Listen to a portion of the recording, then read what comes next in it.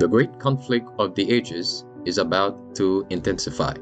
But remember the words of Jesus. In me ye might have peace. In the world you shall have tribulation. But be of good cheer. I have overcome the world. Would you like to know how to exercise courage and fight the good fight of faith? Listen to this devotional. Conflict and Courage, a daily devotional by Ellen G. White. Don't forget. Remember Lot's wife. Luke 17, verse 32. One of the fugitives ventured to cast a look backward to the doomed city, and she became a monument of God's judgment. If Lot himself had manifested no hesitancy to obey the angel's warning, but had earnestly fled towards the mountain, without one word of pleading or remonstrance, his wife also would have made her escape. The influence of his example would have saved her from the sin that sealed her doom. But his hesitancy and delay caused her to lightly regard the divine warning. While her body was upon the plain, her heart clung to Sodom, and she perished with it. She rebelled against God because his judgments involved her possessions and her children in the room.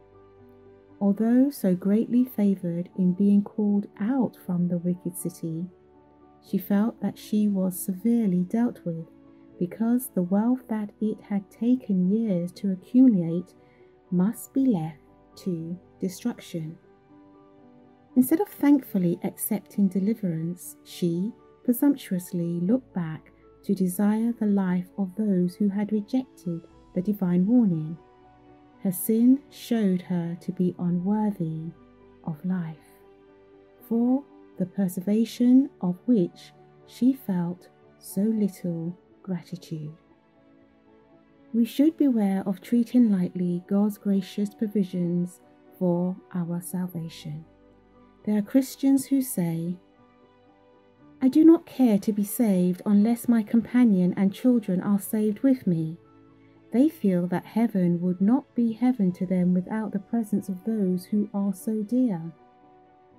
But have those who cherish these feelings a right conception of their own relation to God in view of his great goodness and mercy towards them? Have they forgotten that they are bound by the strongest ties of love and honour and loyalty to the service of their Creator and Redeemer?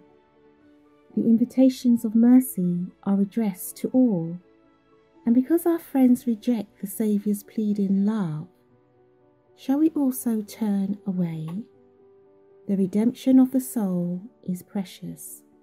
Christ has paid an infinite price for our salvation, and no one who appreciates the value of this great sacrifice or the worth of the soul will despise God's offered mercy because others choose to do so.